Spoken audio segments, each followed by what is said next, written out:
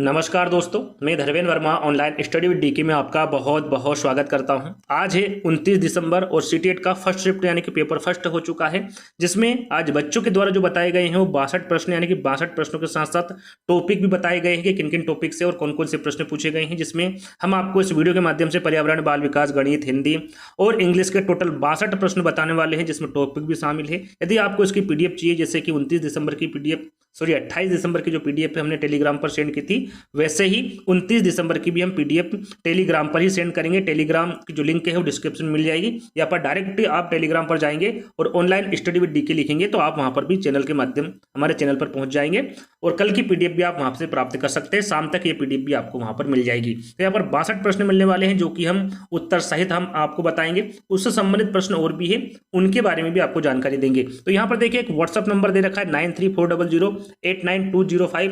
जिनका एग्जाम नहीं हुआ है वो ये नंबर सेव कर लीजिएगा, और जैसे ही आपका एग्जाम हो, एग्जाम हॉल से बाहर निकले तुरंत आपको व्हाट्सअप खोलना है और बताना है कि इस प्रकार के प्रश्न पूछे गए हैं और इन टॉपिक से भी प्रश्न आए हुए हैं। तो ये आपको फटाक से काम कर लेना है। जिन बच्चों के द्वारा हमें बताया गया है कि सर इस प्रकार के प्रश्न और इन टॉपिकों से प्रश्न आ रहे हैं, तो उनका हम तहे दिल से बहुत बहुत धन्यवाद देते हैं, क्योंकि आपके द्वारा बताए गए प्रश्न या फिर टॉपिक के जरिए लोगों को यानी कि बच्चों को पता चलता है और वो आगे की अपनी तैयारी कर सकते हैं। तो यहाँ पर देखिए मात्र 10 से 15 मिनट में हम इस वीडियो को समाप्त कर देंगे। जल्द ही आपको सारे प्रश्न मिल जाएंगे। तो सबसे पहले आपको क्या करना है, वीडियो को लाइक करना है, चैनल को सब्सक्राइब कर लेना है और इस वीडियो को ज़्यादा से ज़्यादा शेयर करना है। चलिए देखिए, सबसे पहले हम पर्यावरण अध्ययन की बात करेंगे। तो पर्यावरण अध्ययन में सही जोड़ी का आपको मिलान करना था। देखिए यहाँ पर नृत्य से संबंधित प्रश्न पूछा गया था। किससे?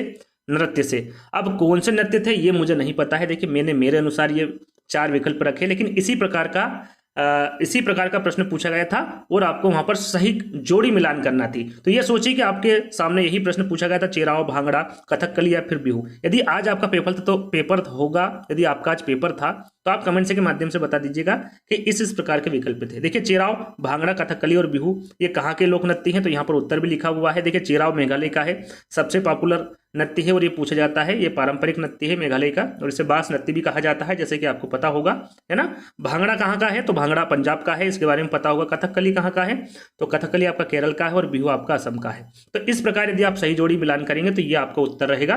तो इस प्रकार का प्रश्न पूछा गया था, यानी कि नृत्य से संबंधित प्रश्न पूछा गया था। और भी जो प्रमुख नृत्य है, जरूरी नहीं कि इस प्रकार का प्रश्न पूछे, और भी राज्य से या फिर और भी नृत्य आपसे पूछा जा सकता है, जैसे कि घूमर, है ना।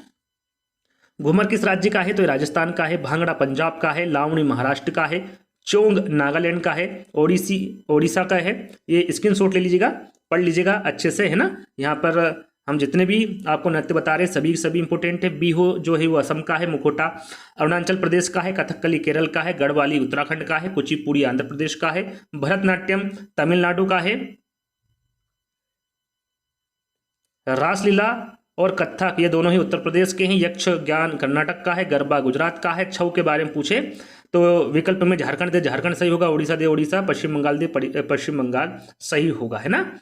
ये छऊ जो है ये तीनों राज्यों में प्रचलित है। चेराव नृत्य की बात करें, मेघालय सबसे इंपॉर्टेंट, सबसे ज्यादा पूछा जाता है सीटेट एग्जाम में। तो ये जो मैंने 16 आपको नृत्य बताए हैं और उनके राज्य बताए हैं, इनको अच्छे से याद कर लीजिएगा, क्योंकि इससे संबंधित प्रश्न पूछे जा रहे हैं। चलिए दूसरा प्रश्न देखिए, ग्रीन हाउस गैस से संबंधित था कि निम्नलिखित में से कौन सी ग्रीन हाउस गैस नहीं है। कौन सी ग्रीन हाउस गैस नहीं है, ये प्रश्न पूछा गया था। 4 विकल्प मैंने मेरे अनुसार रखे हैं। यहाँ पर विकल्प के बारे में मुझे नहीं पता था। यदि आपका आज पेपर था तो आप कमेंट के माध्यम से बता सकते हैं। तो यहाँ पर देखिए 4 विकल्प मैंने रखे, मीथेन, नाइट्रस ऑक्साइड, नाइट्रोजन और कार्बन डाइऑक्साइड। इसमें जो ग्रीन हाउस गैस नहीं है वो कौन सी नहीं होगी, नाइट्रोजन नहीं होगी। अब ग्रीन हाउस गैस कौन कौन सी है, तो यहाँ पर आप देख सकते हैं प्रकृति रूप में और मानव द्वारा निर्मित रूप में, दोनों रूप में मैंने यहां पर रखी है ग्रीन हाउस गैस। तो यहां पर देखिए जो सबसे प्रमुख ग्रीन हाउस गैस से पूछा जाता है, इस सबसे प्रमुख ग्रीन हाउस गैस कौन सी है, तो वो है कार्बन डाइऑक्साइड, फिर है आपका मीथेन, फिर जल वाष्प है, फिर नाइट्रस ऑक्साइड है, फिर फ्यूलोरीकृत गैस है। तो ये जो 6 प्रकार की गैस है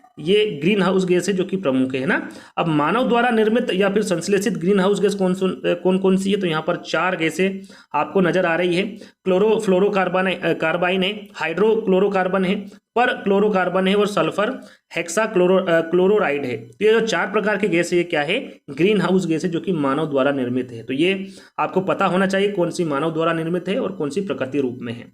तो तीसरा प्रश्न आपसे पूछा गया था कि निम्नलिखित में से किस जंतु में देखने और सुनने की तीव्र क्षमता होती है। देखिए तीव्र क्षमता के बारे में प्रश्न पूछा गया था, जंतु के बारे में, जानवर के बारे में। तो बाघ है, डॉल्फिन है, चील है या फिर गिद्धी है। 4 विकल्प मेरे अनुसार रखे गए हैं ना, सिर्फ प्रश्न मुझे मिले हैं, उसके विकल्प जो है वो सारे के सारे मेरे ही अनुसार रखे गए हैं।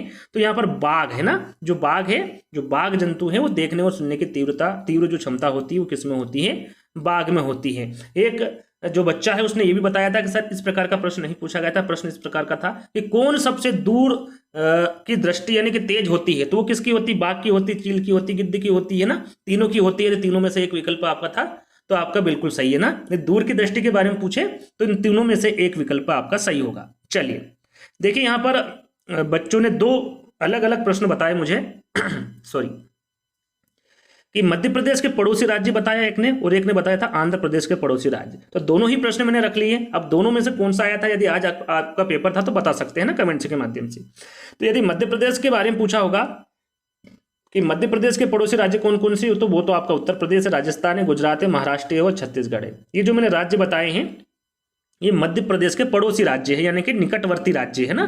आंध्र प्रदेश के पड़ोसी राज्य या फिर निकटवर्ती राज्य कौन कौन से हैं, ओडिशा है, छत्तीसगढ़ है, तेलंगाना है, कर्नाटक है या फिर तमिलनाडु है। तो ये कमेंट्स के माध्यम से बताइएगा पूछा क्या गया था, एमपी के बारे में पूछा गया था या फिर आंध्र प्रदेश के बारे में पूछा गया था। दोनों ही प्रश्न रखे हैं और दोनों के उत्तर आपको मैंने बता दिए हैं। चलिए अगला प्रश्न आपसे प्रोटीन से संबंधित पूछा गया था कि प्रोटीन की मात्रा किस किस में पाई जाती है। 4 विकल्प थे जिसमें फल के भी नाम थे, सब्जियों के नाम भी थे। तो उस हिसाब से मैंने यहाँ पर उत्तर लिखा है, सोयाबीन, गेहूं, मूंगफली, हरी मटर, पालक, दूध, अंडे और मछली, इन सभी में प्रोटीन की मात्रा पाई जाती है। सबसे ज्यादा पूछे कि सबसे ज्यादा प्रोटीन प्रचुर मात्रा में किस में पाया जाता है, तो वो है सोयाबीन है ना। तो सोयाबीन में भी पाया जाता है, सबसे ज्यादा पाया जाता है, फिर गेहूं में, फिर मूंगफली, फिर हरी मटर, पालक, दूध, अंडे, मछली, इन सभी में प्रोटीन की मात्रा पाई जाती है। तो ये जो उत्तर है ये मेरे अनुसार यहाँ पर रखा गया है ना। आगे हम बात करें ओजोन परत की। ओजोन परत के बारे में पूछा गया था कि ओजोन परत के संरक्षण के लिए कौन सा प्रोटोकॉल बनाया गया है। तो ओजोन परत के संरक्षण के लिए मॉन्ट्रियल प्रोटोकॉल, कौन सा, मॉन्ट्रियल प्रोटोकॉल बनाया गया है। और एक प्रश्न और पूछा जाता है, ये पूछा नहीं गया था, मैंने रखा है यहाँ पर है ना, कि विश्व में ओजोन दिवस कब मनाया जाता है। यदि आगे पूछा जाए तो आपको पता होना चाहिए, 16 सितंबर को मनाया जाता है। कब मनाया जाता है, 16 सितंबर को मनाया जाता है। अबू धाबी की यहाँ पर देखिए मुद्रा पूछी गई है। ये आपकी जो पिछली एग्जाम गई सीटेट ऑनलाइन एग्जाम, उसमें पूछा गया था, ऑफलाइन में भी पूछा गया था। तो अबू धाबी की मुद्रा पूछी गई है, कौन सी है, तो वो कौन सी है, दिरहम है। ये अबू धाबी की मुद्रा होती है। खेजड़ी वृक्ष, देखिए खेजड़ी वृक्ष से काफी प्रश्न पूछे गए हैं। तो यहाँ पर जितने भी इंपॉर्टेंट फैक्ट है वो मैं आपको बता देता हूँ, जल्दी जल्दी आप स्क्रीनशॉट ले लीजिएगा। और एक वीडियो हमने बनाया है जिसमें मैराथन क्लास आपको पर्यावरण की दी थी, उसमें सारी जानकारी आपको दी गई है। तो देखिए खेजड़ी वृक्ष से आज प्रश्न पूछा गया था, तो थोड़ी सी जानकारी मैं आपको दे देता हूँ खेजड़ी वृक्ष के बारे में। तो खेजड़ी एक विशालकाय छायादार वृक्ष है और इसकी छांव में वहाँ के जो स्थानीय बच्चे हैं वो खेलते कूदते हैं ना। 4 विकल्प या फिर 5 विकल्प आपको दे देंगे, कूट में आपसे आंसर पूछेंगे, इसी प्रकार से विकल्प दे देंगे और सही विकल्प आपसे पूछा जाएगा। तो याद रखिएगा, राजस्थान का राजकीय वृक्ष पूछा जाता है, वो कौन सा है, वो खेजड़ी है ना। खेजड़ी राजस्थान राज्य के थार रेगिस्तान में पाया जाता है। कहां पर पाया जाता है, ये राजस्थान राज्य के थार रेगिस्तान में पाया जाता है। और खेजड़ी की जड़ें गहरी होती है, कैसी होती है, गहरी होती है और कम पानी में भी रह सकती, ज्यादा पानी इसको आवश्यकता नहीं होती, इसलिए रेगिस्तान में यह जो खेजड़ी है वो उगता है या फिर उगती है ना। खेजड़ी की फली का इस्तेमाल सब्जी बनाने में भी किया जाता है। खेजड़ी की छाल का प्रयोग किस में किया जाता है, दवा या फिर औषधि बनाने में भी किया जाता है। और खेजड़ी की पत्ती का प्रयोग चारा के लिए भी किया जाता है। वहाँ के जो स्थानीय लोग हैं वो चारे के रूप में भी खेजड़ी की पत्ती का प्रयोग करते हैं। तो ये खेजड़ी के बारे में इंपॉर्टेंट जानकारी हुई, स्क्रीनशॉट ले लीजिएगा, पढ़ लीजिएगा। अब बात करते हैं हाथी के बारे में। देखिए हाथी के बारे में भी एक प्रश्न पूछा गया था। अब प्रश्न क्या पूछा गया था, 4 विकल्प क्या थे, इसकी मुझे जानकारी नहीं है, लेकिन जो इंपॉर्टेंट फैक्ट है हाथी से संबंधित वो सारे फैक्ट मैंने यहाँ पर लिए हैं। यदि आने वाली सीटेट एग्जाम में, यानी आने वाली जो आगे आपकी आएगी, उसमें यदि हाथी से संबंधित प्रश्न पूछा गया तो इससे आपका अलग नहीं जाएगा।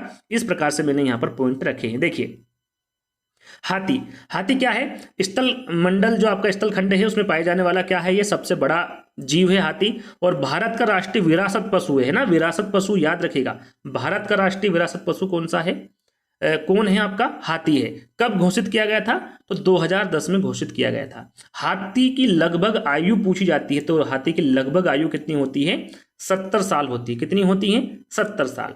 और हाथी काले रंग के होते हैं, इसलिए इन्हें गर्मी अधिक लगती है, इसके बारे में तो आपको पता होगा। आगे हम बात करें, इसका दिमाग काफी बड़ा होता है, लगभग 5.5 किलो का। पूछा जाता है ना, कूट में आंसर आपको देना होता है और पूछा जाता है कि हाथी का दिमाग क्या लगभग 5.5 किलो का होता है, तो वहां पर कूट में आपको सही कथन का चयन करना होता है। यदि आपको पता हो तो वहां पर आप राइट आंसर लगा सकते हैं, नहीं पता है तो आप वहां पर गलत कर सकते हैं। तो ध्यान दीजिएगा, इसका दिमाग काफी बड़ा होता है। कितने किलो का होता है? लगभग 5.5 किलो का होता है। और भारत में सर्वाधिक हाथी किस राज्य में पाए जाते हैं? तो वो कर्नाटक में पाए जाते हैं। कहां पर? कर्नाटक में। और हाथी समूह में रहते हैं। किस में रहते हैं? समूह में। और समूह का नेतृत्व कौन करती है? तो वो बुजुर्ग हथनी करती है। जो समूह होता है उसमें जो बुजुर्ग हथनी होती है वो उसका नेतृत्व करती है। हाथी के नर बच्चे कितने साल बाद अपना जो समूह है वो छोड़ देते हैं? तो 14 से 15 साल बाद। कितना? 14 से 15 साल, है ना। एक स्वस्थ हाथी दिन भर में कितने किलो पत्तियां या फिर छाल घास फूस खा लेता है? तो 100 किलोग्राम, है ना, 1 क्विंटल। और यहाँ क्या होता है? शाकाहारी होता है, तो ये तो आपको पता होगा। बात करें गर्मी से बचने के लिए हाथी कीचड़ या फिर जल में खेलना पसंद करता है। और हाथी का जो गर्भकाल है, जो इंपोर्टेंट है, ये वाला विकल्प है, ध्यान दीजिएगा। हाथी का जो गर्भकाल जो होता है सर्वाधिक कितने माह का होता है? तो 22 माह का होता है। कितना? 22 माह का। और केरल, कर्नाटक और झारखंड का राज्य पशु भी है। यदि पूछा जाता है कि किस राज्य का हाथी किस राज्य का राज्य पशु है, तो वो है आपका केरल, कर्नाटक और झारखंड, ये तीनों राज्य का है ना। और हाथी दिन भर में केवल कितने घंटे सोता है? ये ज्यादातर पूछा जाता है। तो मात्र 2 से 4 घंटे, मात्र जो 2 से 4 घंटे सोता है हाथी दिन भर में। और हाथी मधुमक्खियों से डरते हैं। हाथी किससे डरते हैं? मधुमक्खी से डरते हैं। तो ये हाथी से जितनी भी इंपोर्टेंट जानकारी थी सारी दे चुका हूं। आगे भी यहाँ पर 3-4 पॉइंट है, उसको भी सुन लीजिएगा। हाथी 150 मील दूर से बारिश का पता लगा सकता है ना। और हाथी एक दूसरे की चिंगाड़ 8 किलोमीटर दूर तक सुन सकता है। कितना किलोमीटर? 8 किलोमीटर दूर तक। और भारतीय हाथियों के प्रत्येक पिछले पैर पर 4 नाखून और प्रत्येक सामने के पैर पर 5 नाखून होते हैं ना। पिछले पैर पर कितने नाखून होते हैं? 4। और प्रत्येक सामने के पैर पर कितने नाखून होते हैं? 5 नाखून होते हैं। और विश्व हाथी दिवस के बारे में पूछे तो ये कब मनाया जाता है? तो ये 12 अगस्त को मनाया जाता है। तो ये जो हाथी के बारे में जो मैंने जानकारी दी है इसका स्क्रीनशॉट जरूर ले लीजिएगा और एक बार अच्छे से पढ़ लीजिएगा, ताकि यदि हाथी से संबंधित प्रश्न पूछे तो आपका एक भी गलत ना हो। देखिए और भी जो प्रश्न पूछे गए थे, जो टॉपिक पूछे गए थे, उनके बारे में हम आपको बता देते हैं। देखिए इनमें से कौन सा पेट्रोलियम के साधन है, तो इस प्रकार का प्रश्न पूछा गया था। अब क्या पूछा गया था इसके बारे में मुझे जानकारी नहीं है, ये प्रश्न मुझे थोड़ा डाउट लग रहा है, तो कमेंट्स के माध्यम से बताइएगा कि ये पूछा गया था या फिर नहीं। सोलर सिस्टम के बारे में पूछा गया था। रेड डाटा बुक के बारे में प्रश्न पूछा गया था। रेड डाटा बुक है ना। आकलन से संबंधित प्रश्न पूछा गया था पेडागोजी में। मैप से संबंधित प्रश्न डेली पूछा जा रहा है। तो जो प्रीवियस ईयर पेपर हमने आपको सोल्व करवाए हैं उनको देख लीजिएगा, वहां पर आपको सारी जानकारी मिल जाएगी। डायरेक्शन के प्रश्न पूछे गए थे। यहाँ पर कल भी एनसीएफ 2005 और एनईपी 2020 के प्रश्न पूछे गए थे। और कल भी मैंने आपको बताया था एनसीएफ 2005, एनईपी 2020, आरटी 2009, इन सभी को अच्छे से कवर कर लेना है। इनसे सबसे ज्यादा प्रश्न पूछे जा रहे हैं और जितने भी इंपोर्टेंट वैज्ञानिक हैं उनको भी आपको अच्छे से कवर कर लेना है। तो ये हुई आपकी पर्यावरण की बात। बाल विकास की बात करें तो बाल विकास में देखिए एक प्रश्न पूछा गया था, पलटावी गुण बच्चे में किस अवस्था में पाया जाता है? किस अवस्था में आ जाता है? तो ये मूर्त सक्रियात्मक अवस्था में आ जाता है, जिन पियाजे के द्वारा दी गई थी। 4 अवस्था आपको पता होगा, 4 अवस्था के बारे में। तो उसमें से एक अवस्था है मूर्त सक्रियात्मक अवस्था, है ना। इस अवस्था में पलटावी गुण बच्चे में आ जाता है। तो ये प्रश्न आज पूछा गया था। पियाजे से संबंधित स्तर के बारे में भी पूछा गया था। 2 से 3 प्रश्न आज पूछे गए थे पियाजे से संबंधित। उसके बाद में चोम्स्की से संबंधित प्रश्न पूछा गया था। आरटी 2009, एनसीएफ 2005, जैसे कि कल भी मैंने आपको बताया था, फिर से मैं बता रहा हूं। इनको अच्छे से रट लीजिएगा क्योंकि हर विषय में, हर शिफ्ट में इनसे प्रश्न पूछे जा रहे हैं। समावेशी शिक्षा से प्रश्न पूछा गया था। आज देखिए एक विकार से प्रश्न पूछा गया था, डिस्मोर्फिया से।